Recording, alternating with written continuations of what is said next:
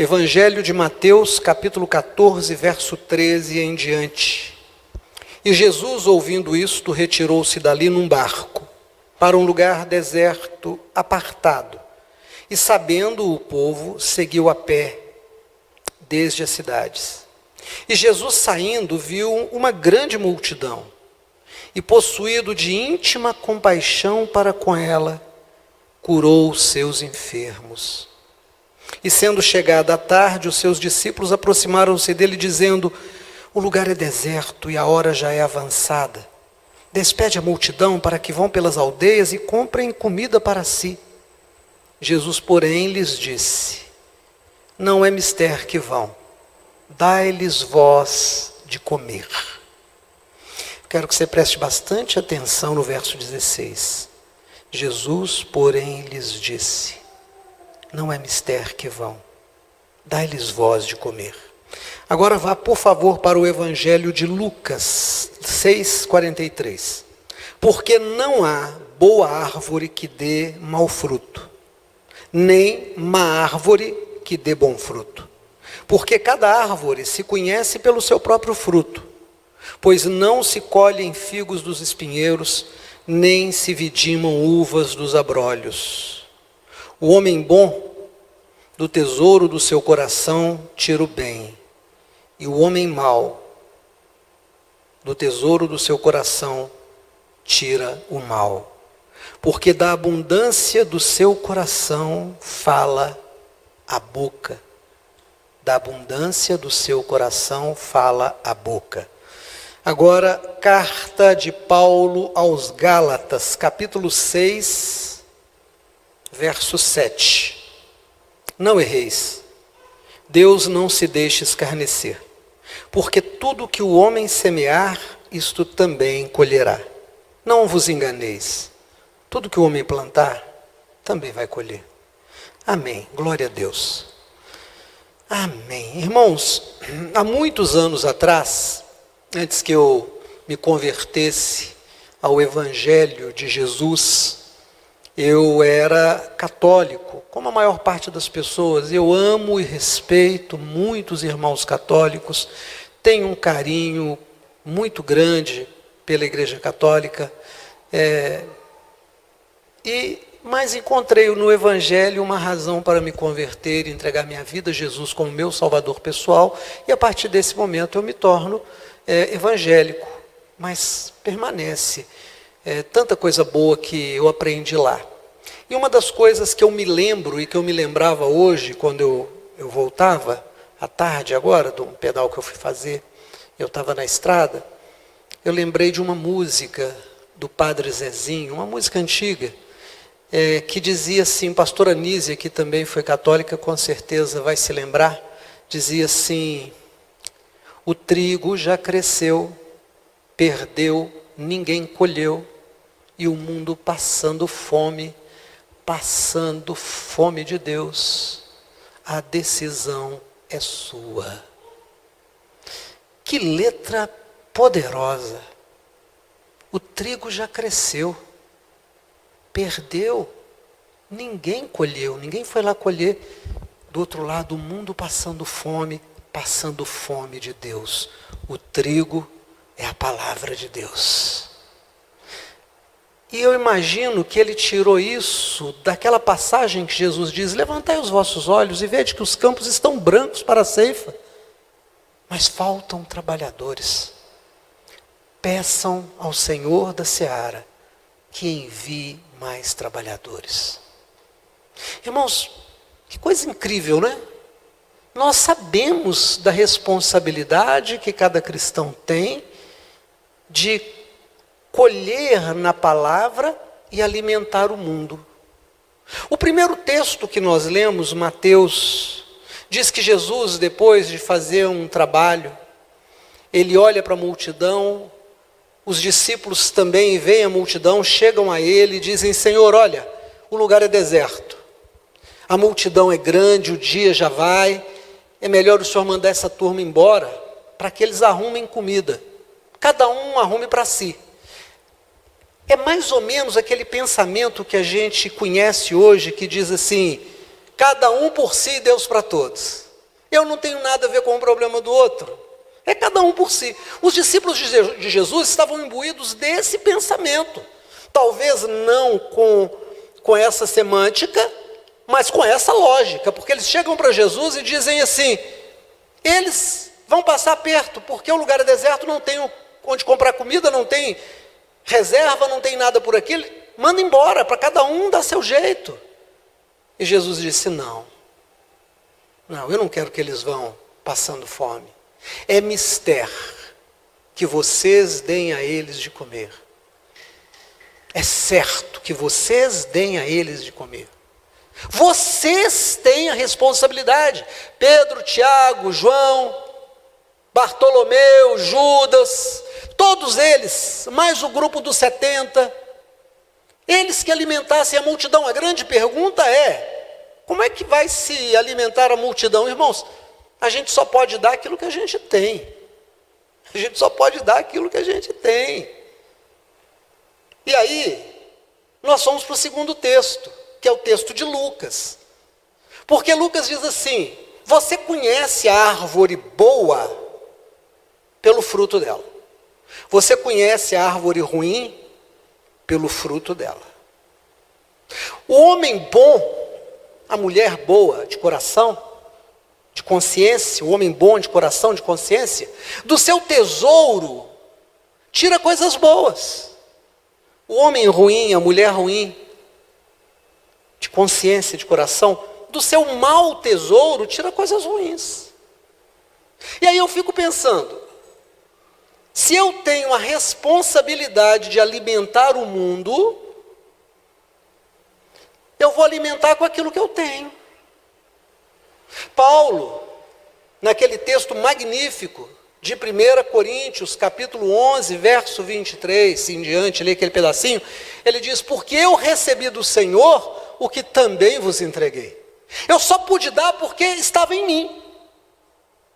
E é engraçado isso, né? Porque a árvore boa só dá bom fruto porque ela tem uma boa seiva, porque ela tem raízes que buscam coisas boas da terra.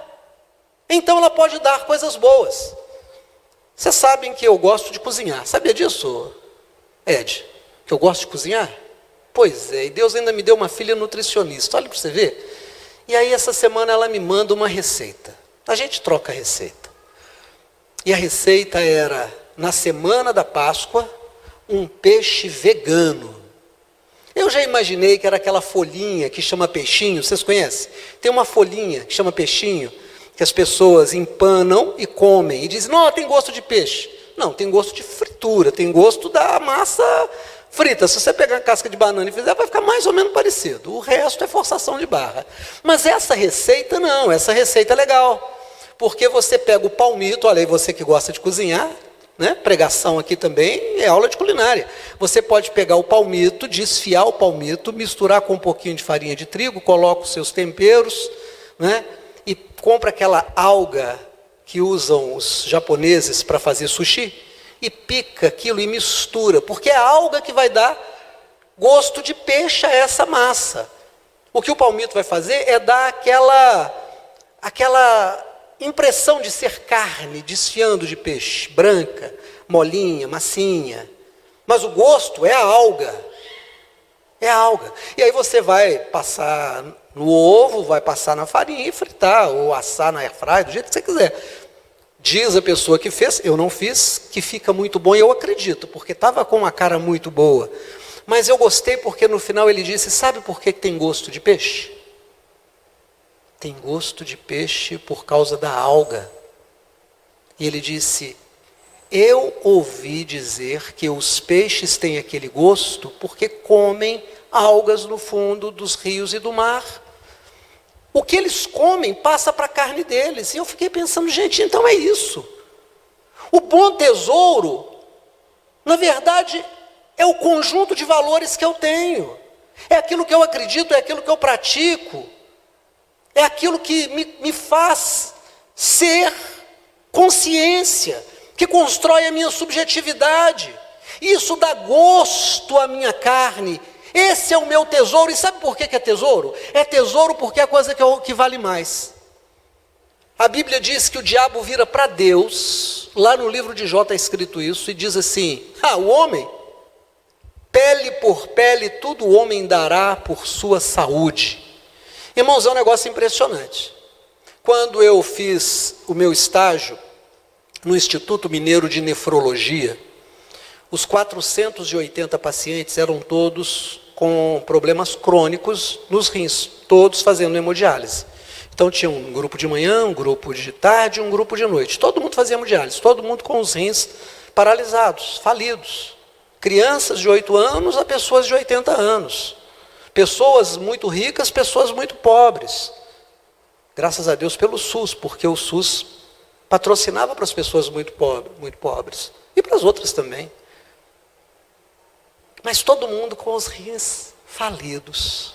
Todo mundo. E aí às vezes eu perguntava para aquelas pessoas com quem eu ia lidar: quanto você pagaria para não ter um problema nos rins? E o cara dizia para mim: tudo, eu entregaria tudo que eu tenho. Você daria tudo para que um problema de saúde fosse embora? Seus rins voltassem a funcionar caso eles estivessem paralisados. Seu coração voltasse a ficar bom caso ele estivesse doente.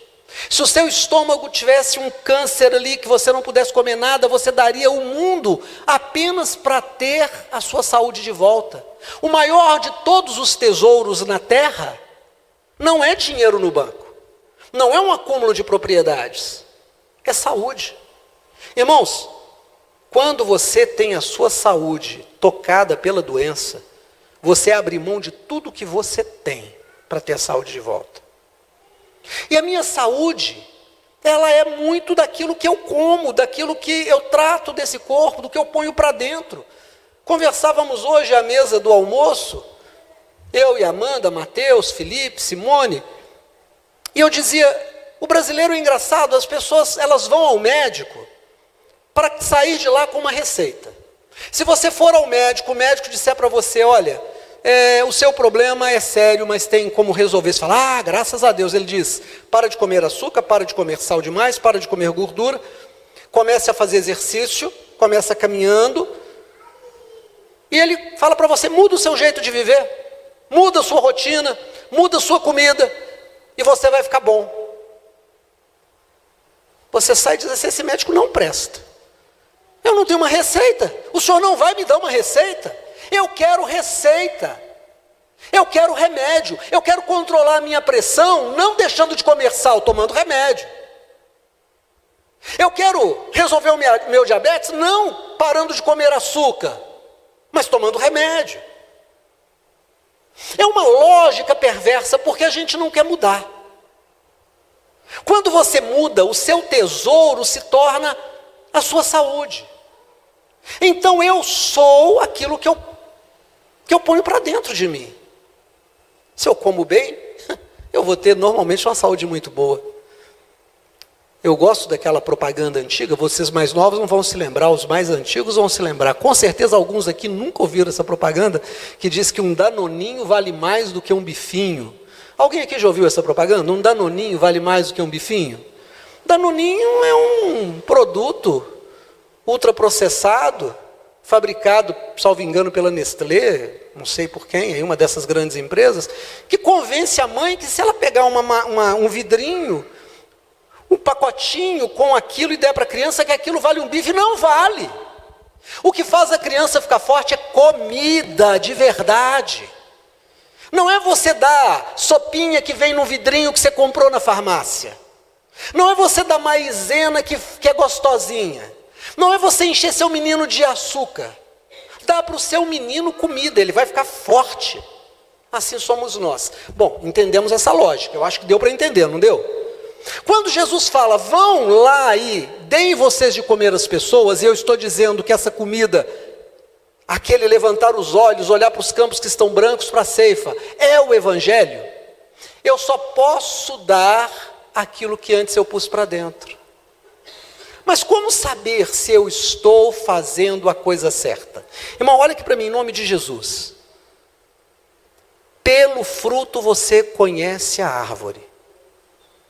O homem bom, a mulher boa, tira do seu bom tesouro coisas boas. A pessoa má, o homem mau, a mulher má, tira do seu mau tesouro coisas más. É muito fácil. E ontem, vindo de viagem, eu pensava nisso. A gente põe para fora pela boca aquilo que a gente pôs para dentro pela boca. Aquilo que a gente ouviu, que deixou entrar no nosso ouvido. E aí eu preciso pensar, vamos pensar, por que a gente não come urubu? Irmãos, quem come galinha aqui? Quem gosta de comer galinha? É bom, não é? Masinha, frita, churrasquinho de asinha. Que delícia, não é? Coraçãozinho, tem alguém que gosta de coraçãozinho? O irmão Antônio adorava coraçãozinho, ficava na porta. Você gosta, né? Você fez assim, assadinho, não é? De frango. Alguém que gosta de pato? Dizem que, você gosta? Pato, né? É ótimo. Mas e o urubu? Irmãos, um urubu assado. Urubu é fritinho, crocante, coraçãozinho, churrasco de coraçãozinho de urubu. Por que não? Porque come carniça. Não dá para eu comer a carne dele, porque ele come carniça. Ele se alimenta disso. Você já viu quando as pessoas só falam mal dos outros? Tem 3 tipos de comida que são dadas às pessoas do mundo pelos os evangélicos, pelos discípulos de Jesus. Primeiro, a comida podre. O que é a comida podre? É aquela pessoa que só fala dos outros e fala mal. É a pessoa que se preocupa com o passado do outro, que se preocupa com o presente do outro, que se preocupa com o que o outro tem, com o que o outro faz, com o que o outro fez. Eu vou te dar um exemplo. Fernando, meu amigo, está lá atrás, né? Eu já adotei como filho. É bom ser pastor porque a gente tem filhos, né? Vai adotando. Aí o Fernando chega com um carro muito bonito, um carro importado, uma BMW linda do ano. Eu viro para o pastor Zé e falo assim, com certeza está roubando. Como é que é? Está roubando. Ninguém fica rico rápido assim, não. Aí tem. Ah, tem. Poxa, sabe aquela pessoa que se preocupa com a vida do outro e fala mal? Por que ela põe para fora coisas ruins? Porque ela tem dentro coisas ruins. Porque ela constituiu a subjetividade dela com coisas ruins. Ela não pode dar o que ela não tem. Ela não pode dar o que ela não é. Eu li há muito tempo, e depois eu fui encontrar isso nos estudos de psicologia. Quando Pedro fala de Paulo, ele não diz nada do Paulo, mas ele fala tudo do Pedro. Eu encontro Demóstenes e falo do Ed. O Ed é bandido, o Ed é ladrão, o Ed... Não falei nada do Ed, eu falei de mim. Há muito tempo na faculdade de Direito, quando eu fiz Direito, Mateus fez no mesmo tempo, tinha uma colega. E essa colega chegava para mim e dizia assim, sabe a fulana? E falava. E eu orava comigo e dizia, Jesus, me dá graça, misericórdia. Eu não quero destratá-la. E eu fazia ouvido de mercador, entrava aqui e saía aqui. Falou de todo mundo. E um dia, conversando com o Mateus, eu falei, olha, ela fala tão mal dos outros, para mim, que eu fico preocupado com o que ela fala de mim para os outros. Porque é óbvio. Porque o que ela tinha para dar era isso. O homem mau, a mulher má, só pode tirar do seu tesouro coisas más. Por isso o Evangelho diz, falai entre vós com hinos, salmos e cânticos espirituais. Não saia da vossa boca nenhuma palavra torpe. Pedro escrevendo vai dizer, ninguém sofra como se intrometendo na vida dos outros. Então, o primeiro grupo é aquela pessoa que tem o espírito do urubu. A carne dela é podre porque ela é podre, e ela é podre porque ela põe para dentro aquilo que é podre. Uma vez um irmão na igreja, não está mais conosco, me procurou, trabalhava até para um irmão também da igreja, e veio reclamar. E quando os dois começaram a fazer negociação de um contratar o outro, eu chamei os dois e disse: igreja não é celeiro de mão de obra. Igreja não é lugar de arrumar emprego. Ah, o irmão Demóstenes tem uma empresa. Irmão, eu vou levar meu currículo para você. Sabe, nós somos irmãos, né? Então você podia me dar uma chance. Eu faço não, igreja não é celeiro para isso. Se abriu lá uma vaga e a pessoa entrou pelos canais normais, passou por todo o processo, você achou que é uma boa opção, contrate. Mas não contrate porque é da igreja. Ah, irmão, você sabe, irmão ajuda irmão. Não vai nessa não, porque você cai do cavalo. Faz tudo direitinho. E ele começou a falar mal. Eu falei: peraí, para, só um minutinho. Peguei o telefone e falei: deixa eu ligar para o irmão, para ele ouvir tudo isso que você está falando. Porque aí fica bom. Eu vou ouvir você falando, ele também vai ouvir falando, e ele vai me falar, e aí a gente vai poder chegar à verdade, porque você está me falando uma coisa, ele vai me falar outra. Irmãos, é simples. Vamos ouvir as partes. Mas a pessoa ruim, ela recebe a carniça, e ela passa a carniça para frente. Esse é o primeiro tipo de pessoa. Segundo tipo de pessoa, porque Jesus disse: dai vós mesmos de comer a eles. Eu estou querendo que essa multidão coma. Você já viu cachorro que come cocô? Quem já viu cachorro comendo cocô? Ele faz o cocô e ele volta e ele come do cocô dele. Numa das cartas, falando dos gregos, salvo engano meu, dizendo: diz um poeta de vocês, como o cão que volta ao seu vômito.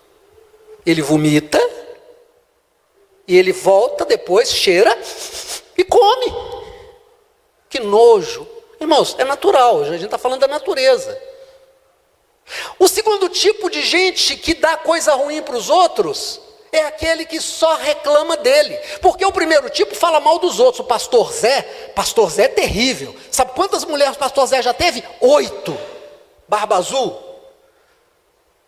Fala dos outros. O Wesley é ladrão, ele rouba naquela farmácia dele, ele vende as coisas cara demais. Esse é o primeiro grupo, é aquele que fala mal dos outros, é a carne de urubu. Mas e a carne do cachorro? Aquele cachorro que come do próprio vômito, é aquela pessoa que só reclama dele mesmo. Sabe, tudo está ruim. Nossa, o mundo é contra ele. Você já encontrou gente que só reclama? Em vez de ficar em casa dizendo: ah, eu não consigo emprego, ah, eu não faço nada, vai fazer coxinha e vai vender. Vai fazer artesanato e vai vender. Vai dar aula de alguma coisa.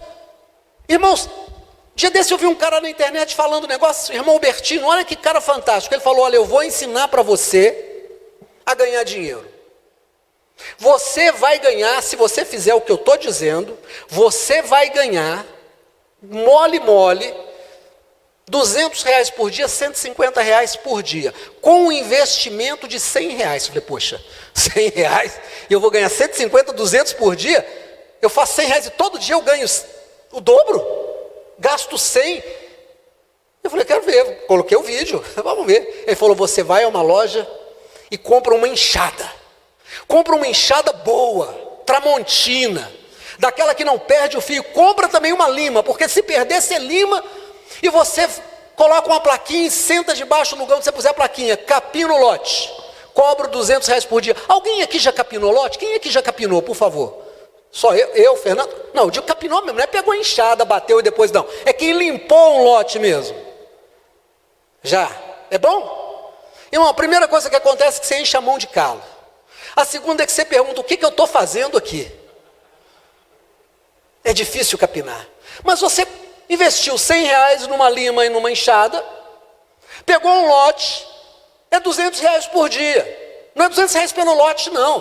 Pode ser que eu capine o lote todo num dia e meio. Só um dia e meio você me paga 300, se for 2 você me paga 400. Ah, eu acho caro, então pega a enxada e vai fazer. Aí a pessoa te paga. No primeiro dia, olha, se você ganhar R$200 de segunda a sexta, eu estou dizendo que você vai descansar no sábado e no domingo vai estar na igreja. Você vai dormir sábado o dia inteiro, vai para o clube, vai para a festa do seu primo, vai para o aniversário da sua irmã, mas no domingo é igreja. Você trabalhou 5 dias e ganhou R$200 por dia. Na primeira semana você ganhou quanto? 5 vezes 200? Você investiu 100. Na primeira semana ganhou 1.000. O mês tem 4 semanas, 4.000 com uma enxada de R$100. É um bom negócio. É um bom negócio. Então não tem uma explicação para a pessoa que reclama. Tem pessoa que reclama porque está chovendo. Meu Deus, está chovendo, que coisa horrível. Tá, não, tem sol demais, o ônibus demora, o ônibus é ruim, o meu patrão é ruim, a comida não está boa, eu moro longe, tem goteira. Espera aí. O segundo tipo é como o cachorro que só come coisa ruim, ele mesmo faz coisa ruim, ele mesmo come do próprio cocô, come do próprio vômito. Tem gente que só reclama, ele se alimenta de reclamação. Gente, como é horrível estar do lado de gente que só reclama. Jesus disse: vão vocês e deem a eles de comer. E aí, eu me lembro de um texto que diz: quão formosos são os pés daqueles que anunciam as boas novas. Quais são as boas novas? Aquelas que dizem: Deus é bom e justo. Irmão, se você está passando por dificuldade, ou essa dificuldade é consequência de algo errado que você fez, ou esta dificuldade é uma prova que Deus está te dando. Se você fez alguma coisa errada, puxa pela sua consciência. Eu viajei quarta-feira à noite. Irmão Albertino disse que talvez não fosse, mas não choveu na madrugada, o senhor lembra? E aí eu e a minha namorada fomos. Pegamos o carro, né? E fomos, deixamos os filhos aqui e fomos namorar. 40 anos de casado, posso chamar de namorada, não posso? Posso. Vamos só nós dois. E eu coloquei Luiz de Carvalho. Vocês conhecem Luiz de Carvalho? Irmão, quando ele estava vivo, ele era abençoado demais. Ele morreu, ele continua abençoado demais. E tem um hino que ele termina, e ele faz uma oração, e ele diz: Senhor, eu bem conheço a maldade do meu coração. Perdoa-me, ajuda-me. Que coisa maravilhosa. Como é bom você pôr para dentro coisas boas. Como é bom você encontrar e dar para as pessoas coisas boas. Mas está chovendo, glória a Deus, a terra precisa dessa chuva. Mas tem sol demais, glória a Deus, a gente vai poder sair e deixar o guarda-chuva em casa. Mas o ônibus passou, glória a Deus, a gente vai a pé, fazer um exercício.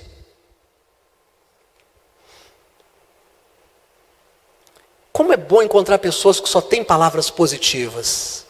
A pessoa ouve a sua história e fala: vem cá. Eu gosto de ouvir uma história de uma senhora falando de um líder espiritual de uma outra tradição religiosa. E essa senhora disse: eu estava ouvindo aquele moço falar, e durante muito tempo ele ficava sentadinho, ele não mudava de posição. Eu estava sentado ouvindo e eu mexia, e eu pensava, como é que ele aguenta? E nisso chegou uma senhora e disse: olha, eu vim aqui porque eu preciso de um consolo. Eu perdi meu marido há uns anos atrás. Ele teve um ataque do coração, caiu na minha frente, e eu não pude fazer nada. Nunca mais pensei em casar, entrei numa depressão, eu tinha 2 filhas, uma de 6 e uma de 8. E eu esqueci das minhas filhas, por causa da minha depressão. E aí, depois de um tempo, os vizinhos começaram a me procurar, amados vizinhos. Irmãos, a Bíblia diz para nós que o vizinho perto é melhor do que o irmão longe. E os vizinhos chegaram e começaram a dizer: você tem que cuidar das suas filhas, você não pode esquecer delas, você tem que viver por elas. E ela começou então a reagir e interagir com as meninas, e um belo dia ela disse: vamos fazer um piquenique? Vamos fazer um piquenique. E saiu com os amigos, saiu com os parentes, e foram para a beira de um rio. E levaram coisas gostosas, e as crianças brincavam. E alguém disse: olha, não cheguem perto demais do rio, porque o rio está muito forte, a correnteza é muito forte. Irmão, você sabe como é que criança é. Aí disse que essa menina de 6 anos subiu numa pedra para ver o rio, mas a pedra resvalou, a pedra estava bamba, e ela caiu no rio. A de 8 anos viu e tentou pegar, caiu também. Quando ela ouviu o grito, ela saiu correndo, chegou à beira do rio e viu as duas crianças, e ela quis pular. Os que estavam ali segurados disseram, não pode. E ela viu as duas filhas dela morrerem diante dela. Enquanto ela contava isso, ela chorava. E a senhora que deu o testemunho disse, eu quero ver qual é a palavra de consolo que ele vai ter para ela. E aí aquele moço estava chorando ao ouvir a história daquela senhora. E aquela senhora veio e disse, eu preciso de uma palavra. E aquele moço que estava imóvel, se levantou, chegou perto dela, abraçou, chorando, pôs o rosto junto com o rosto dela e chorou. E disse, minha filha, para certas coisas não tem palavra de consolo. Eu só posso chorar com você. E eu encontro na Bíblia dizendo, chorai com os que choram e riam com os que estão rindo. É um adágio bíblico. Quando você tem coisas boas dentro de você, às vezes você não fala, mas você faz acontecer, porque você não está bom, você é bom, você não está boa, você é boa, não é o que você fala, é o que você é. O mundo tem fome de Deus, o trigo já cresceu, se perdeu, ninguém colheu. E o mundo passando fome de Deus. E tem gente falando mal da vida dos outros, e tem gente reclamando da própria vida. Enquanto Deus está dizendo para os seus discípulos, vão, é mister que vocês deem a eles de comer, levem as boas novas. Quão bom e agradável é que os irmãos vivam em união, para que possam receber do Senhor e fazer como Paulo, o que eu recebi do Senhor, também vos entreguei. Pastor, se você está pensando assim, será que o pastor Zé é boa árvore? Será que o irmão Albertino é boa árvore? Você não entendeu a mensagem. A essa altura você tem que perguntar para você mesmo, eu sou boa árvore? O fruto que eu estou dando ao mundo é carniça? É vômito? Ou é um tesouro? Você pode avaliar. O que você tem dado a esse mundo?